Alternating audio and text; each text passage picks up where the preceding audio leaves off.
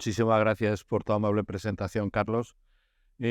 Muchísimas gracias a los organizadores, a Fundos, a la Universidad de León, al Ayuntamiento de León, por continuar un año más con este curso de Gaudí y permitirme la oportunidad de compartir con todos ustedes mis reflexiones sobre el maestro, mis luces y posiblemente también mis sombras.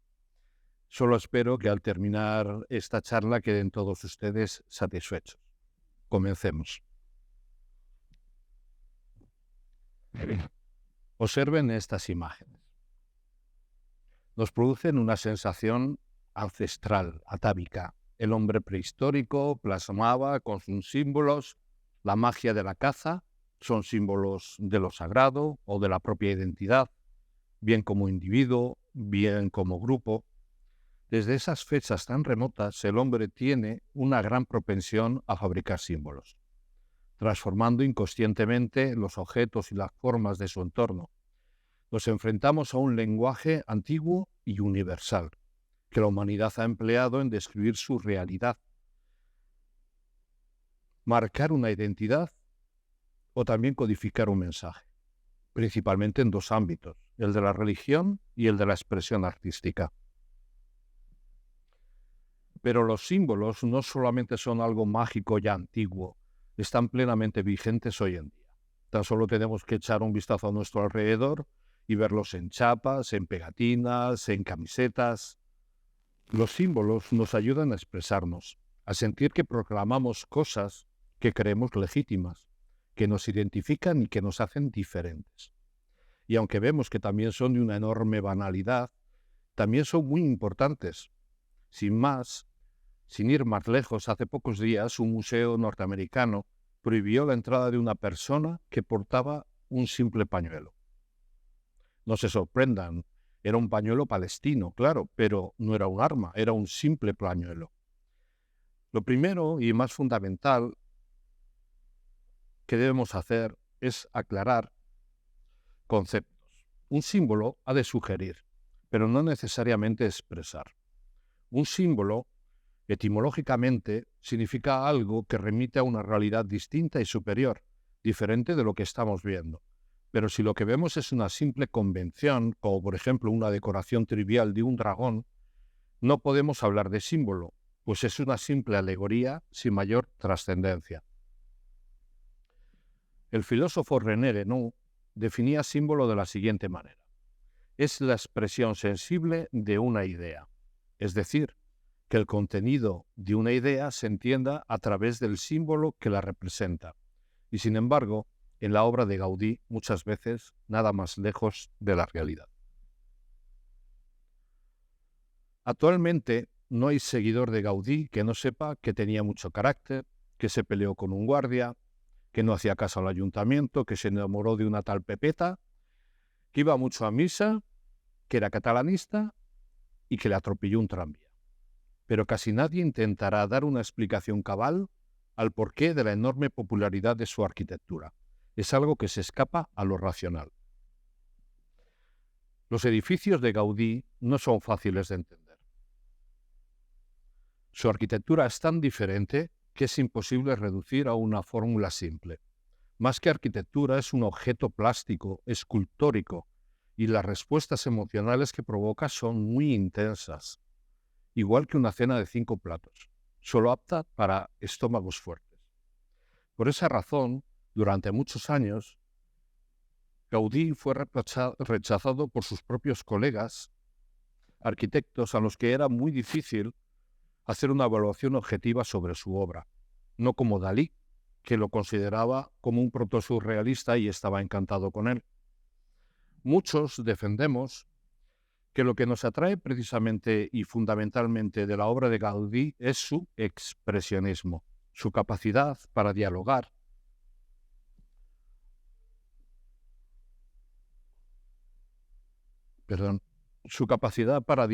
directamente con nuestra psique a través del símbolo, trasladándonos a una nueva narrativa hasta entonces nunca vista.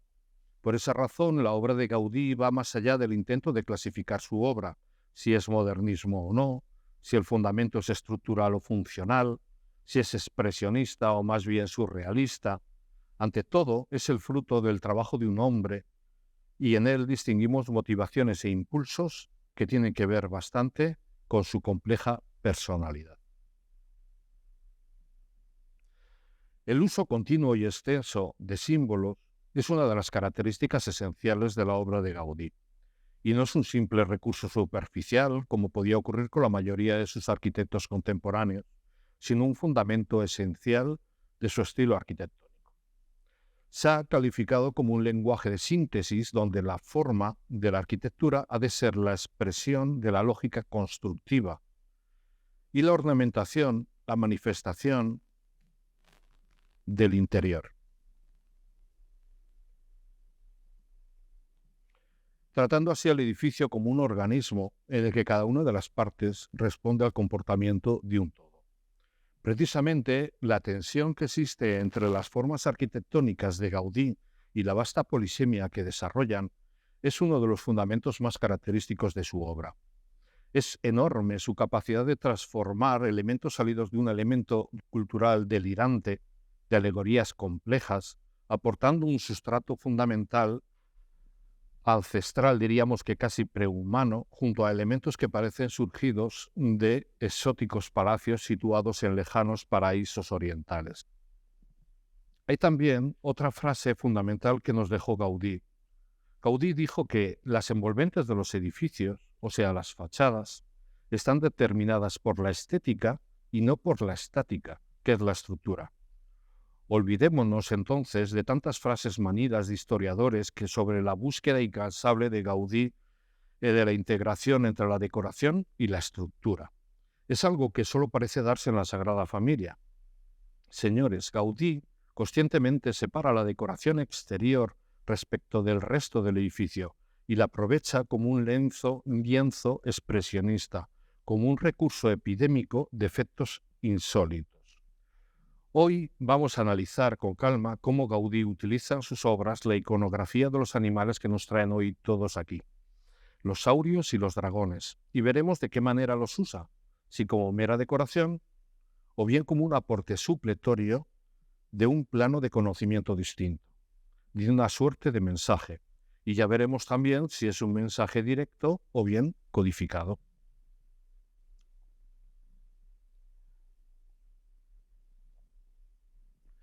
Es enorme el catálogo de animales y plantas que aparecen en la decoración de los edificios de Gaudí. Es tan amplio que podríamos llamarlo un bestiario gaudiniano. Pelícanos, palomas, abejas, tortugas, camellos. Gaudí utiliza reptiles y dragones dentro del repertorio de su lenguaje decorativo y comenzó en 1876 cuando aún era estudiante y trabajaba para el constructor Josep Fonseré. Participó en el diseño de bastantes detalles del Parque de la Ciudadela, entre otros con estos medallones con pequeños reptiles entre hojas que parecen representar unas salamandras comunes. Ya en la propia universidad, Gaudí comenzó a utilizar también dragones en la decoración de sus proyectos, un símbolo que seguirá siendo una constante a lo largo de su obra. Uno de sus primeros trabajos, ya como arquitecto, fueron unos muebles que diseñó en 1880 con Lorenzo Matamala para la capilla del Palacio Sobrellano en Comillas, con adornos gotizantes, como pueden observar. Quizás el ejemplo más conocido de dragón gaudiniano sea el del Parque Güell, una simpática escultura revestida de trencadís, mezcla de salamandra e iguana, que se colocó en 1902 y se ha convertido en el emblema del jardín y en un icono de Barcelona. Este dragón parece ser la fusión de las formas de una salamandra y de una iguana, si bien por los colores de sus trencadís parece más bien un camaleón de Madagascar. También aquí vemos la intimidante puerta de la finca Güell, defendida por un fiero dragón de hierro forjado, así como el caño de una fuente cercana, redescubierta hace pocos años, la llamada Fuente de Hércules. Quizá la representación más inquietante está en un grupo escultórico de la Capilla del Rosario de la Sagrada Familia, un híbrido entre un reptil y un diablo que ofrece una bomba a un obrero anarquista. Vemos que a veces Gaudí utilizó la figura del dragón de manera totalmente explícita, como podemos ver en la estatua de San Jorge en la Casa Botines, aquí al lado, del escultor Lorenzo Matamala, que incluso fue su propio modelo de San Jorge. Parece obvio que el modelo para el dragón es un varano, posiblemente el llamado dragón de Komodo, pero vamos a ver que en otras ocasiones Gaudí utilizó el dragón también de forma bastante implícita, como para muchos es la cubierta de la Casa Batlló, que sugiere el espinazo con escamas de un dragón atravesado por una lanza sagrada. Quizás desconozcan que unos pocos años antes Gaudí pudo ensayar esta iconografía en el tejado de la Casa Bellesguard, ya que desde un determinado punto de vista en la terraza se aprecia la cabeza y el cuerpo de un dragón atravesado también por una torre como lanza. Y sin olvidarnos de la caseta de un pozo cercano, que fue decorada con las formas de un dragón, si bien en un momento en el que la obra ya la dirigía su colaborador Sugrañes, y desconocemos si la diseñó Gaudí. Y como anécdota, una escultura de hierro forjado atribuida a Gaudí, que fue subastada en el año 2018 por 38.000 euros. Seguimos ahora con la iglesia de la Sagrada Familia, pero antes debemos de analizar el contexto de este edificio. El proyecto de la Sagrada Familia nació en 1882 con un gran significado religioso. Debía expresar el respeto a la Sagrada Familia, presentada como referente católico, alternativo a la pérdida de creencias religiosas y al auge del socialismo y del anarquismo en Barcelona, consecuencia de las condiciones deplorables que sufría el proletariado. En una Barcelona cada vez más atea, el templo sería algo así como un faro en la noche. No en vano todos recordamos esos potentes focos de luz instalados en la cruz de su cúspide, que están planteados desde el principio. Por eso, toda la Sagrada Familia es un símbolo, un gran catecismo a la vista de los fieles, en un sentido doctrinal y pedagógico, como las iglesias románicas con sus capiteles, canecillos y portadas con sus figuras ejemplarizantes. Todos los aquí presentes seguramente sabemos que Gaudí plasmó un gran abanico de simbologías y iconografías católicas aquí, una completa descripción de la fe y de la moral que se despliega al visitante como un libro abierto, y bajo este prisma hay que ver los elementos que a continuación analizaremos. En el medio de la portada del nacimiento, toda la genealogía de Jesús se refleja en su columna central como un árbol de Jesé. Su base comienza con el pecado original, a cuya tentación sucumbieron Adán y Eva, motivo original de la llegada de Jesucristo a la tierra. Este pecado se representa aquí por la serpiente y la manzana. Eso sí, viene enjaulada en una reja de forja. La forma de la lengua de las serpientes hace que antiguamente se la relacionase con la mentira, al asociar el discurso con la propia lengua, la propia forma de la lengua. Una lengua implica una única verdad. Sin embargo, la serpiente tiene una lengua bífida, posee dos discursos y, por lo tanto, engaña. Como, por ejemplo, la serpiente del paraíso que engaña a Eva para que coma la fruta del árbol de la ciencia del bien y del mal. Si bien, según una antigua tradición hebrea, esa serpiente sería la versión masculina de un dragón andrógino, cuya forma femenina llamada Lilith fue la primera que sedujo a Adán, un mito que parece contar con raíces sumerias y acadias. Sin embargo, la serpiente no tuvo siempre esa connotación negativa, pues la serpiente enroscada en el caduceo de Hermes es símbolo ancestral de conocimiento y de sabiduría. También en la portada del nacimiento encontramos dos columnas laterales que arrancan sobre tortugas, una tortuga de tierra y otra de mar, símbolo de firmeza y longevidad, de lo inalterable en el tiempo que ha de ser la Iglesia. Las tortugas también son una representación medieval de la Iglesia, ya lo dijo Basegoda, una simbología antigua de origen chino o hindú, cristianizada en la Edad Media como otras tantas. Por último, en los laterales del faldón de la fachada aparecen dos camaleones actuando como gárgolas, posiblemente con el mismo propósito que las gárgolas del ábside que ahora mismo veremos. En el ábside de la Sagrada Familia, la pureza geométrica, reflejo del orden divino, se rompe con las formas retorcidas de estas gárgolas, esculpidas por Lorenzo Matamala, con reptiles, caracoles, sapos. Su propósito es el mismo que hacían las figuras semejantes en las iglesias románicas. Los animales que se arrastran por la tierra son considerados impuros en la Biblia. Están relacionados con el mal, representan vicios y pecados, y se ponen en el exterior como refuerzo por contraposición al interior del templo, donde están las virtudes y lo sagrado.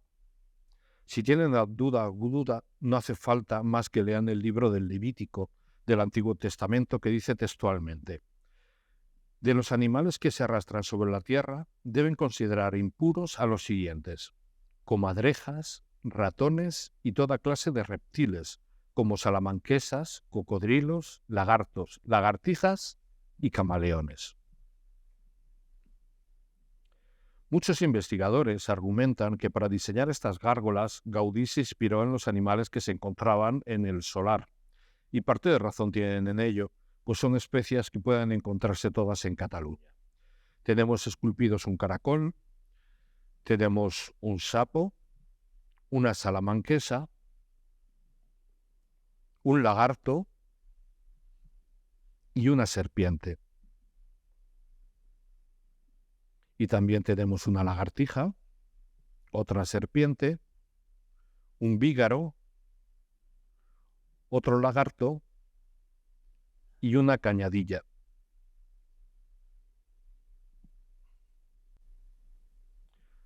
Hasta aquí hemos hecho un repaso somero a la presencia de saurios y dragones en la obra de Gaudí, pero no demos por terminado nada. Si concluimos que es indudable la importancia de lo simbólico en el lenguaje arquitectónico de Gaudí, debemos entender que esta simbología es un plano más de entendimiento de su obra, que, si bien no es imprescindible para su disfrute, sí que lo es de cara a su comprensión global. Si somos capaces de dar con un plano de significado determinado, posiblemente tengamos la clave para entender la obra completa. Si me permiten la explicación, es como una canción en inglés. Escucho la melodía y, si es buena, disfruto de la canción aún sin entender la letra, cosa que puedo escuchar. Si pudiera entender mejor el inglés, cosa que sufro, el resultado mejoraría bastante. La canción se completaría en varios planos de comprensión simultáneos y enriquecería el mensaje. Pero claro, en nuestro caso también es necesario conocer el lenguaje simbólico usado por Gaudí, y todos sabemos que lamentablemente casi no dejaba ninguna explicación alguna del mensaje de sus obras, únicamente del extenso programa iconográfico de la Sagrada Familia. Pero no podemos dudar que buena parte de dichas formas guardan una relación directa con su cultura y con sus creencias, sobre todo religiosas. Sabemos que Gaudí era un hombre profundamente religioso y buscaba en la arquitectura plasmar su trascendencia, consagrar el edificio y su entorno. ¿Por qué sino la abundancia de tantas cruces coronando sus edificios residenciales? Por tanto, es necesario aceptarlo si queremos acercarnos a su obra sin prejuicios. Y la labor de investigar el lenguaje simbólico es complicada también por el paso del tiempo y la obsolescencia del conocimiento. La simbología falla si deja de existir un relevo en la comprensión del lenguaje simbólico por las sucesivas generaciones. Posiblemente hoy en día una gran mayoría de los jóvenes pensarán que San Jorge es un personaje de la próxima temporada de la serie Juego de Tronos. Pero reconozcámoslo, hace un siglo las cosas no eran así. El lenguaje simbólico era bastante conocido.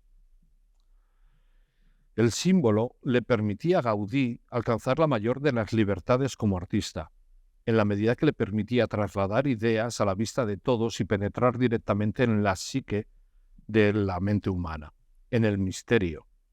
Y a toda esta complejidad debemos añadir el fenómeno llamado pareidolia, que se activa en el espectador cuando queremos reconocer patrones reconocibles en objetos inanimados, animales en nubes, caras en formaciones rocosas, etc. Esto incrementará aún más si cabe la multiplicidad de lecturas que se producen en las últimas obras de Gaudí, pues en el Parque Güell, la Casa Batlló, la Casa Milà se convierten en complejos organismos plagados de metáforas míticas, religiosas, biológicas y geológicas, lo que implica un esfuerzo titánico en intentar descifrar todas sus claves. Una vez que Gaudí llega a su etapa de madurez, no busca más ya evolucionar estilo alguno, salvo el suyo propio, como un demiurgo que crea de la nada y busca una trascendencia por encima del convencionalismo, poniendo al servicio de la expresión tanto materiales como formas, elevándolas. ¿Podríamos llegar a entender su mundo interior? Freud decía, la naturaleza de la creación artística nos es psicoanalíticamente inaccesible. De lo que sí que estamos seguros es que la creatividad siempre se asocia a una inteligencia por encima de la normal. Dalí decía que a Gaudí el cerebro le llega hasta la yema de los dedos.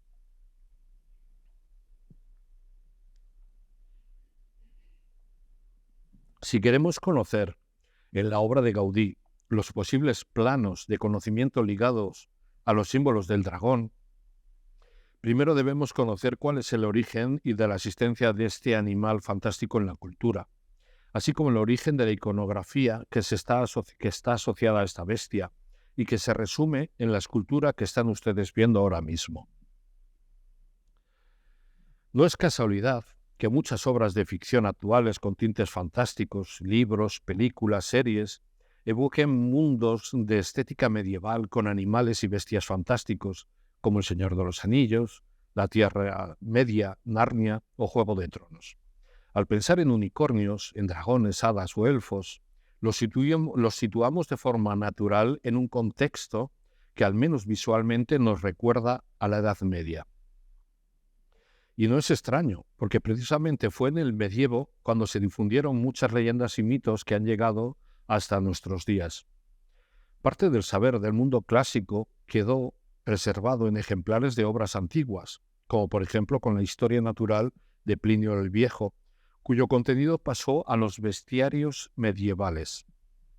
Estos bestiarios eran una nueva fórmula literaria que buscaba en los animales comportamientos morales, de cara a adoctrinar a los cristianos cómo debían de comportarse comparación con dichos animales. Y entre ellos abundan herencias fantásticas de la mitología griega, como sirenas, basiliscos o los grifos, e híbridos de diversas criaturas. Y entre estos, el monstruo medieval más icónico, sin duda, es el dragón. ¿Hasta qué punto en la antigüedad el dragón y otros seres fabulosos eran considerados como fantásticos? Pues increíblemente, grifos, dragones y otras bestias extrañas eran considerados como pertenecientes a una fauna real y verdadera. Y si no lo creen, ahí está el Beato de Liébana del siglo XI para demostrarlo. Fíjense bien, es el arca de Noé, esquematizada.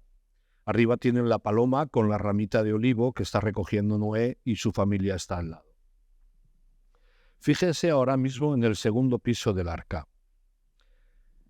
Está ocupado por 4 seres fantásticos. De izquierda a derecha vemos una mantícora, una esfinge, un grifo y un dragón de larga cola. La palabra dragón viene del latín draco, que procede del griego drakon, que a su vez está derivado de la expresión griega derkomai, que significa mirar con fijeza. Es un ser fabuloso, mezcla de animales fieros y malignos, aparentemente un león, un cocodrilo, un águila y una serpiente, dominando así todos los elementos, tierra, agua y aire, más el fuego por su capacidad de escupirlo. Otra característica es el número de cabezas. Cuanto mayor es el número, más espanto produce. Según algunos eruditos, la fijeza de su mirada explicaría su condición de guardián mítico de doncellas y tesoros, una criatura maligna sistemáticamente ejecutada por dioses, santos o héroes, que lo arrojan a una orilla del mar, de un río o de un lago, pues el dragón está vinculado a la fecundidad y a las aguas, sobre todo subterráneas. Sin embargo, en el lejano oriente son venerados como criaturas primigenias del universo y considerados símbolos de buena fortuna. Tan es así que es el símbolo que representa al emperador. Pero el origen de la figura del dragón se pierde en la noche de los tiempos. Se cree que entró en el imaginario europeo gracias a los griegos y a los fenicios, quienes a su vez lo conocieron a través de los persas, que los incluían en luchas mitológicas entre los dioses de la guerra y de la creación. Ya en la Biblia, la aparición del dragón deriva del concepto babilónico del dragón maligno, del leviatán, que en el cristianismo le dio una nueva dimensión, asociándola a una encarnación del diablo, creada para provocar el caos y el sufrimiento en la humanidad. Recordemos que en el libro del Apocalipsis se describe a Satanás como el gran dragón y la serpiente antigua, y que tras una lucha encarnizada es vencido por el arcángel San Miguel, una iconografía que fue expandida en la Edad Media gracias a los beatos, los bellos códices miriados del Apocalipsis. Y finalmente, la figura del dragón se difundirá por toda Europa también gracias a la leyenda de San Jorge, una alegoría del triunfo de la fe cristiana contra el demonio o contra los infieles. ¿Y cómo llegó la figura del dragón a la Cataluña del siglo XIX? Barcelona está llena de dragones. A poco que alce uno la vista, uno se los encuentra en lugares insospechados, bajo aleros, cornisas y balcones, en dinteles de puertas, camuflados en lámparas y picaportes hechos de piedra, de trencadís, de hierro, de vidrio. ¿Quién ha visitado las Ramblas y no se ha sorprendido al ver este dragón chino, el de la Casa Bruno Cuadros de 1883? Repartidos por Barcelona hay más de 1000 figuras de dragones, según el fotógrafo Josep Martínez, y según el historiador Narcís Seirats, más de 200 de ellos son imágenes del monstruo alanceado por San Jorge, como este de la Casa Metger de Puig-i-Cadafalch. Pero la presencia de tantos dragones es conocida y responde a varios factores, como veremos ahora. Dejando a un lado la utilización simplemente decorativa, el primer dragón que vamos a analizar, y que quizás también sea uno de los primeros que se nos vengan a la memoria, es el de la puerta de entrada de la finca Güell. Esta finca, donde se ubica la Real Cátedra de Gaudí desde 1977, forma parte del primer encargo de Gaudí de su gran mecenas el conde Güell, unos pabellones con una puerta de carruajes. Es un dragón magistral, feroz, de más de 5 metros de envergadura, con fauces y dientes recortados, alas de murciélago y cola en espiral, usado simbólicamente como guardián del recinto. Para ello, Gaudí se inspiró en el poema La Atlántida, escrito por el sacerdote Jacint Verdaguer, gran amigo de Gaudí y de Eusebiu Güell, un poema dedicado al marqués de Comillas, suegro del conde Güell. Su texto es una traslación al ámbito catalán de los 12 trabajos de Hércules, de la mitología griega, que fueron escritos en el siglo VI a.C. Y ustedes dirán, ¿qué hace un sacerdote escribiendo obras inspiradas en la mitología griega? Pues por el fenómeno cultural de la Renaixença, que al igual que ocurrió en el Renacimiento y en el Barroco, tuvo a la mitología como un recurso con fuerte implantación, buscando una identificación cultural de la élite social con un mundo grecorromano idealizado. En este caso, hay una coincidencia total de los investigadores en que este dragón el dragón es Ladón, el fiero guardián de la entrada del jardín de las Hespérides, al que Hércules mata para robar las manzanas de oro por encargo del rey de Micenas. Después de muerto, el dragón alcanzó la inmortalidad gracias a la diosa Hera, que al trasladarlo al cielo fue arrastrando estrellas hasta crear una constelación, la que hoy sigue llamándose Draco, es decir, dragón. Gaudí dejó alguna pista que nos permite estar seguros de todo esto, y seguro que muchos de ustedes lo conocen. Si nos fijamos en lo alto del pilar derecho que sujeta la puerta, veremos forjado en antimonio, un raro metal anaranjado, un pequeño naranjo con frutos que no dejan de ser esas manzanas de oro citadas en la mitología. Lo que quizás no conozcan es que si proyectamos la constelación del dragón en la puerta, constelación que se sitúa al norte, justo detrás del observador, nos llevaremos la sorpresa de que existen bastantes coincidencias en su diseño.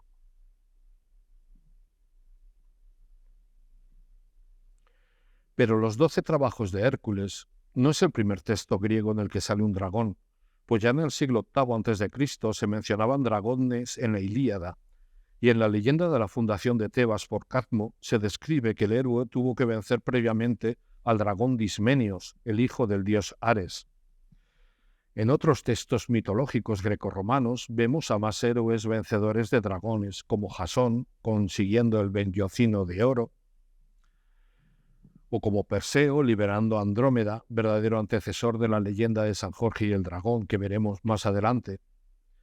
La imagen de un héroe venciendo a un ser fabuloso para obtener un fin es muy potente, y este fin puede ser de naturaleza variada. Puede ser la liberación de una doncella, como Rogelio y Angélica, como Perseo y Andrómeda, San Jorge y Clodolinda, o San Teodoro y Eusebia. Puede ser alcanzar la inmortalidad, como Sigfrido, o también conseguir un tesoro, como ya vimos con las manzanas de oro de Hércules, o el Bellocino de oro de Jasón, o el fin más sublime de todos los objetivos, la apoteosis, librar la batalla total del bien venciendo al mal, como el arcángel San Miguel en el Apocalipsis. Y vamos a comprobar que todas estas leyendas derivan de mitos y deidades muy antiguos, como vamos a ver a continuación. Comenzaremos con la lucha de dos seres mitológicos babilónicos que aparecen en la épica de la creación Enuma Elish, de origen sumerio, anterior al siglo IX a.C. Esta lucha está en bastantes relieves que muestran al dios Marduk, armado con el rayo, matando a su madre Tiamat, la diosa del caos y de la creación, un monstruo con rasgos muy parecidos al de un dragón. Pero antes, en la mitología mesopotámica del segundo milenio antes de Cristo, vemos representaciones del héroe Ninurta enfrentándose a Mushmahu, un monstruo de 7 cabezas, bastante parecido al descrito del Apocalipsis, el dragón que fue vencido por el arcángel San Miguel. Y remontándonos tiempos atrás, en los mitos amorreos del tercer milenio antes de Cristo, vemos la lucha entre el dios Baal y el Leviatán, un gran monstruo marino al que logra derrotar. Posteriormente, el cristianismo recogerá esta figura del Leviatán mencionándola varias veces en la Biblia, como referencia al demonio o al diablo primigenio que había ya antes de la creación. Y paralelamente en el tiempo, en la cultura hitita vemos también al dios Targun alanceando al monstruo Yuyanka, que también tiene unas formas reconocibles de dragón marino.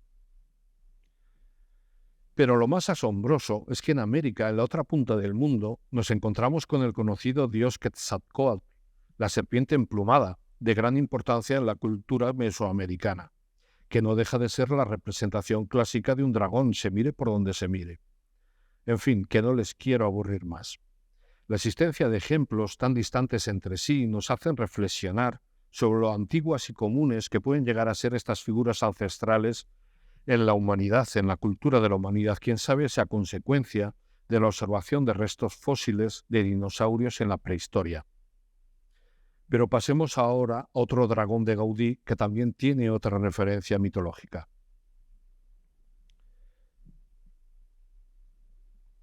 Es el del Parque Güell.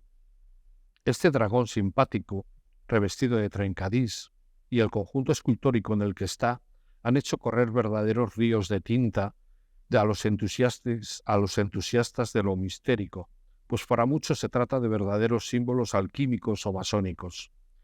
La primera figura sería la salamandra, que simboliza el elemento fuego. La primera figura sería la serpiente del espíritu mercurial. La segunda sería la salamandra, que simboliza el elemento fuego. Y la última figura sería el Atanor, con el huevo filosófico en su interior. Sin embargo, todo hay que verlo en su contexto. En realidad, todo lo que ven es una traslación del santuario de Delfos, el mítico lugar de las leyendas griegas con su templo dórico, cuyos restos llevaban años excavándose cuando Gaudí colocó el Parque Güell. Y casualmente, en el mismo año de su colocación, en 1902, los trabajos arqueológicos fueron publicados en 5 volúmenes. Delfos así se convirtió en un referente de aquellos que querían demostrar una aportación y una apreciación superior por la cultura, como Gaudí y su mecenas, el conde Güell. No cabe duda que nuestro dragón simboliza al dragón Pitón, hijo de Gea, que vivía en una gruta en el monte Parnaso y allí custodiaba el oráculo de Delfos.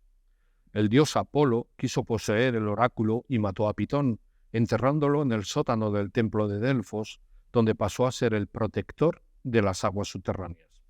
Cosa que viene al caso, ya que la boca de nuestro dragón de Trencadís es precisamente el rebosadero de un gran aljibe que hay debajo de la sala hipóstila, la que recoge el agua de lluvia de la plaza situada encima, conocida por su banco serpenteante. A partir de la muerte de Pitón, las sacerdotisas de Apolo eran quienes utilizaban el oráculo de Delfos, y fueron conocidas como las pitonisas, y entraban en trance subidas en una especie de tridente, que sería precisamente el de la imagen. Sin embargo, no parece haber una hipótesis plausible sobre qué simboliza la cabeza del primer animal. Hay quien ve en ella una serpiente, pero fíjense, tiene orejas.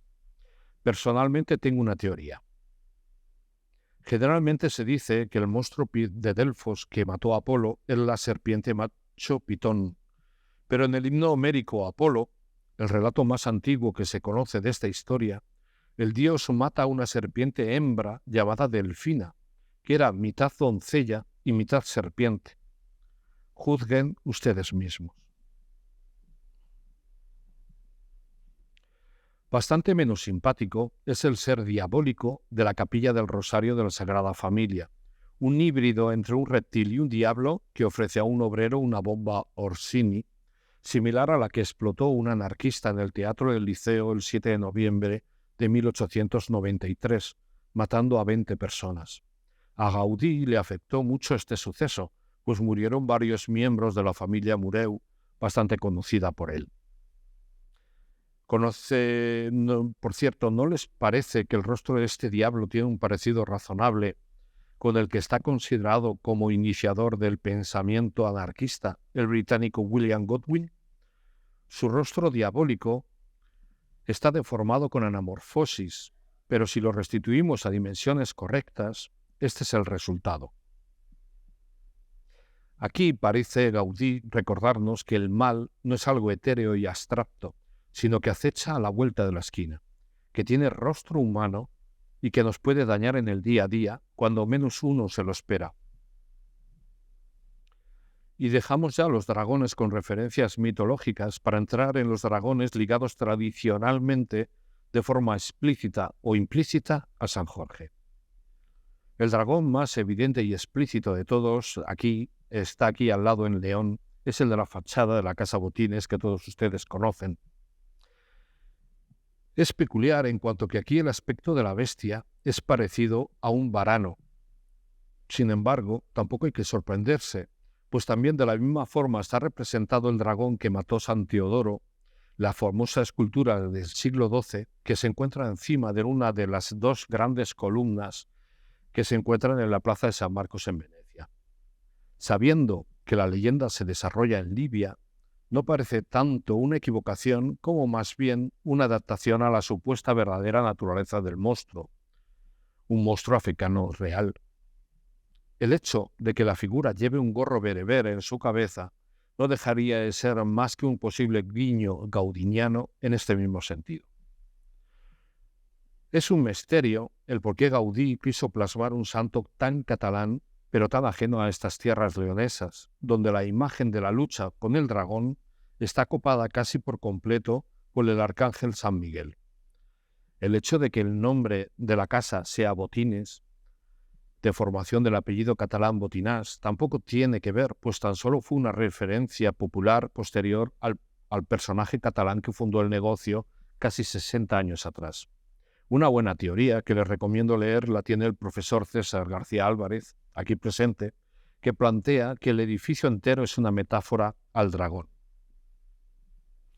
con detalles como los canecillos de madera, con cabezas de dragón bajo los tejadillos de los torreones, la similitud entre la planta del edificio y la parte de la cabeza de la constelación del dragón, o el parecido del solar leonés con la localización de la leyenda original, es decir, fuera de las murallas de una ciudad romana y junto a una laguna, como vamos a ver. En el siglo XIII, un célebre beato, Jacopo de la Voragine, describió lo que hoy es el relato más conocido de la leyenda de San Jorge y el dragón. Una bestia se había apoderado de las fuentes junto a la ciudad libia de Silene, y para poder tomar agua, los habitantes debían sacrificar ovejas para distraerlo. Más tarde tuvieron que recurrir a sacrificar personas. Y llegó el día en que la princesa del lugar iba a ser la siguiente víctima. Pero casualmente ese día pasó San Jorge por allí con su caballo y venció al animal bajo el signo de la cruz. Tras liberar a la princesa, llevó atado al animal hasta el pueblo para convencer a los lugareños de que se bautizaran a cambio de dar muerte al dragón con su espada. En realidad, y hasta donde las fuentes históricas lo permiten, San Jorge fue un tribuno romano que nació en el siglo III, en la región turca de Capadocia, un guardia personal de Diocleciano, martirizado por negarse a perseguir a las primeras comunidades de cristianos, y quizás por una afrenta algo más personal: convertir al cristianismo a la propia mujer de Diocleciano, la emperatriz Alejandra. Su vida pronto comenzó a confundirse con la leyenda, como sucede con otros muchos santos de las primeras épocas del cristianismo, y menos de un siglo después de su muerte, su tumba ya era un importante lugar de peregrinación y veneración en Dióspolis, en Israel. Gracias a esas peregrinaciones, su culto se extendió por toda la cuenca mediterránea y en el siglo V fue canonizado. Pero la famosa leyenda de la lucha con el dragón no aparece hasta el siglo XI, 800 años después de su muerte, al igual que otras muchas leyendas de santos que también mataron dragones, como San Teodoro, San Isidoro y Santa Martina. Pensemos que este fue un momento crucial para la Iglesia, pues pasó de ser una religión pacifista a luchar contra el Islam en las cruzadas. Y es en este momento cuando se documenta la transformación del culto de San Jorge mártir a un santo protector de caballeros y guerreros.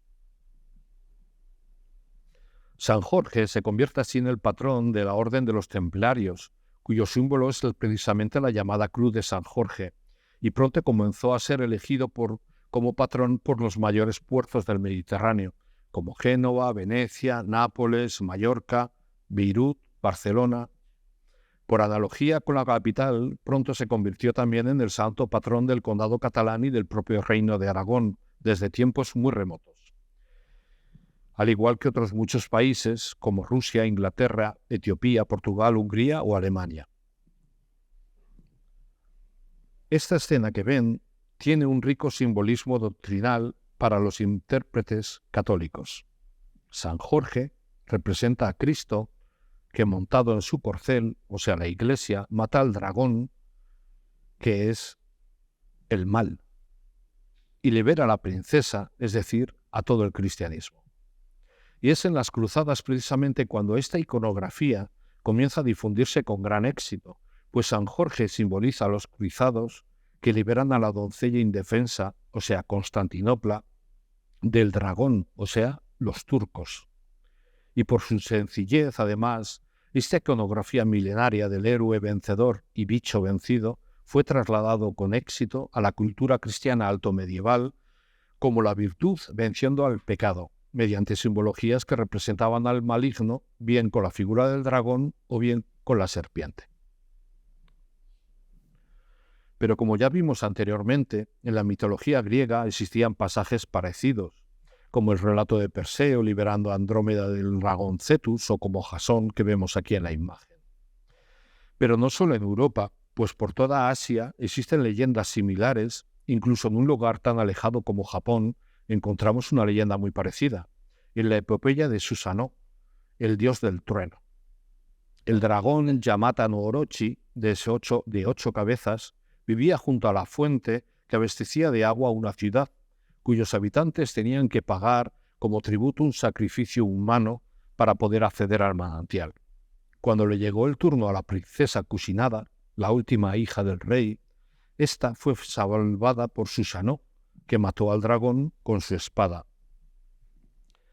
Pero también en África encontramos una leyenda en Etiopía con un paralelismo casi total con la leyenda de San Jorge, y que precisamente allí sirve para argumentar el origen de la leyenda de la dinastía imperial abisinia. Narra que hace unos 3000 años habitaba un dragón en la región del Tigray, en Eritrea, que devoraba una doncella cada día, hasta que fue engañado y envenenado por el valiente Agabos, al que los jefes de las tribus nombraron rey. Su hija fue Maqueda, por todos conocida como la reina de Saba, la que se emparejó con el rey Salomón, de cuya relación nació el primer emperador de Etiopía, Menelik I. Y es precisamente esta connotación cristiana la que parece ser clave para entender a otro dragón, conocidísimo de Gaudí, el de la Casa Batlló, en donde nuestro arquitecto fue más allá de una alusión mitológica directa para crear un mundo lleno de fantasía, cargado de creencias y referencias extrañas y exóticas, pero con una interpretación simbólica muy asentada y extendida, que se trata de la representación de la leyenda de San Jorge y el dragón. Recordemos que este símbolo adquirió una especial significación con la Renaixença, que utilizó esta historia tan popular del pueblo catalán como forma de reivindicar una conciencia y sentimientos propios. Todos tenemos en mente el enorme tejado de la casa, con forma de lomo de dragón y lleno de escamas, cuyo esqueleto se sugiere también dentro del edificio, en las escaleras y en los arcos del desván bajo cubierta. Un dragón que está atravesado por una torre a modo de lanza que tiene los anagramas de la Sagrada Familia, Jesús, José y María, y está rematada por la cruz tridimensional. El significado no puede ser otro que la virtud venciendo al pecado. Pero pueden existir otros planos simbólicos más profundos, puesto que algunos estudiosos, como Juan José Lahuerta, defienden que la casa también podría ser un grito de atención a las desigualdades económicas de aquella época provocadas por el capitalismo y el egoísmo de una burguesía en su tiempo. Y en tal caso, la torre sería el símbolo de la Iglesia que vence al mal conquistando la justicia social. En cualquiera de los casos, Basegoda negaba que la interpretación del tejado de la Casa Batlló fuera la de San Jorge hiriendo al dragón, porque dijo que allí lo representado no tiene cabeza ni cola, es como un tronco de merluza a la vasca y no se entiende cómo puede representar a San Jorge sin la figura del santo, decía. También mencionó que su supuesta espada, es decir, la torre, terminaba en una cruz de 4 brazos, lo que la haría inmanejable. Aquí Basegoda parece que olvidó que al santo se le representa muchas veces blandiendo una lanza y no una espada, pero algo mucho más importante, que un símbolo no tiene por qué ser un reflejo realista de la idea, pues en tal caso sería una alegoría, no un símbolo. Así que vamos a llevar la contraria a Basegoda, pues nos parece suficientemente claro que se trata de una abstracción de la conocida iconografía clásica del héroe alanceando a un dragón, ya sea San Jorge o ya sea San Miguel Arcángel. ¿Podríamos llegar a conocer cuál es el origen de esta iconografía y su significado? Seguro que les va a sorprender saber que no es tan original como todos pensamos. Resulta muy fácil buscar en la antigüedad paralelismos en otras partes del mundo, tan solo con ligeras variantes, como vamos a ver. Retomando el tema de la iconografía cristiana, en la Edad Media aparecerán multitud de representaciones, esculturas y dibujos con terribles dragones alanceados por un soldado caballero, ya sea representado con su armadura, principalmente San Jorge, como ven aquí, o bien con alas de ángel, que es el arcángel San Miguel. Es una iconografía impactante que, como vamos a comprobar ahora, sorprendentemente no fue tan original como pensemos. Podemos rastrear paralelismos en relieves del arte persa sasánida del siglo V a.C. con la imagen de Ahura Mazda a caballo, el dios del bien del zoroastrismo, pisoteando a su hermano Ahriman, el dios del mal. Y más esclarecedoras son las representaciones del dios frigio Sabacio en Asia Menor, representado a caballo atacando con una lanza a la serpiente tónica. Esta iconografía sería recogida abundantemente en los Balcanes desde el siglo III a.C., con relieves que representan al dios Eros, como el que ven aquí, como un jinete tracio atravesando con una lanza a un animal, ya sea una serpiente, un león, un jabalí, etc. Pero más tarde, en el siglo IV, Roma heredaría esta iconografía del Antiguo Oriente, reflejándola en monedas con emperadores romanos, como esta que ven aquí de Magnencio, alanceando serpientes o soldados bárbaros, en una imagen casi idéntica a la clásica figura de San Jorge y el dragón que hoy todos conocemos. Incluso también existen imágenes coptas del dios egipcio Horus, vestido a la romana y montado a caballo, atravesando con una lanza al dios egipcio del mal, Set, representado como un cocodrilo. Finalmente, la traslación de esta iconografía al cristianismo fue rápida, y tanto San Miguel en el Apocalipsis como San Jorge en su leyenda heredarán esta iconografía tan antigua y potente como representación máxima del bien venciendo al mal. Pero volvamos a la Casa Batlló. Con el paso de los años, la interpretación de la fachada como una alegoría de la lucha de San Jorge y el dragón es la que ha terminado por imponerse como la más aceptada, una representación a escala gigante de un símbolo religioso popular, que quizás alberga también una significación en un segundo plano, la de la reivindicación territorial. Y algunos otros historiadores, como Charles Jenks, también ha querido ver en un tercer plano una reivindicación política más agresiva aún. Según él, la lanza es Cataluña, que vence al dragón del tejado, que sería España, que se ha comido a los catalanes cuyos huesos se esparcen por la fachada. Al contrario de Gaudí, sí que podemos encontrar en su época grandes arquitectos contemporáneos con una importante filiación política, como Domènech i Montaner, Antonio María Galissá o Josep Puig i Cadafalch, que por ejemplo no tuvo ningún reparo en mostrar reivindicaciones políticas en sus propias obras a la vista de todos. Fíjense, en lo alto de la Casa Terrades figura un gran mosaico de cerámica vidriada, muy colorido, con un San Jorge pisando al dragón, obra de Enric Monserdà i Vidal. A los pies lleva escrita la siguiente leyenda en catalán: Santo patrón de Cataluña, devuélvenos la libertad. Es bastante elocuente.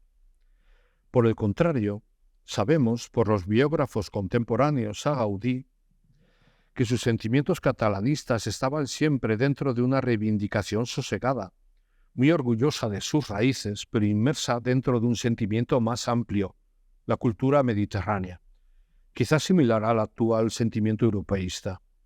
Conociendo la personalidad de Gaudí, una persona muy perseverante y terca, si sus ideas eran tan reivindicativas, las habría defendido con obstinación y de forma clara, sin esconderse. Y a ello debemos añadir sus profundas convicciones religiosas, pues conocemos que Gaudí tuvo una vida pía muy activa, apegado por completo a su fervor religioso y a su obra, sobre todo a la de la Iglesia de la Sagrada Familia. Fácilmente llegaremos a la conclusión de que la intención de Gaudí no fue la de camuflar un enorme panfleto separatista en la Casa Batlló. Nos es más fácil pensar que el verdadero propósito de Gaudí era colocar un enorme panfleto, no ya político, sino religioso, el del triunfo de la religión sobre el pecado, del bien sobre el mal, y camuflado a la vista de todos bajo la iconografía inocente de una leyenda popular costumbrista. Ya finalizando esta conferencia, podemos concluir que el dragón fue un recurso permanente en la obra de Gaudí, que lo usó en diversos planos de significación simbólica, algunos muy claros, como el del Parque Güell y el de la puerta de entrada a la finca Güell, y otros no tanto, como por ejemplo el de la Casa Batlló que acabamos de ver. Como conclusión, Bassegoda, hay que recordar las palabras de Bassegoda, que son muy concluyentes. Decía: los dragones de Gaudí están extraídos de la mitología y de la historia, y reflejan las ideas del conde Güell sobre la Renaixença, catalanismo, mitología y religión. Y yo me atrevo a añadir que también las propias ideas de Gaudí y su peculiar y ambiguo uso de los símbolos. Pero ¿la simbología ha de ser necesariamente ambigua?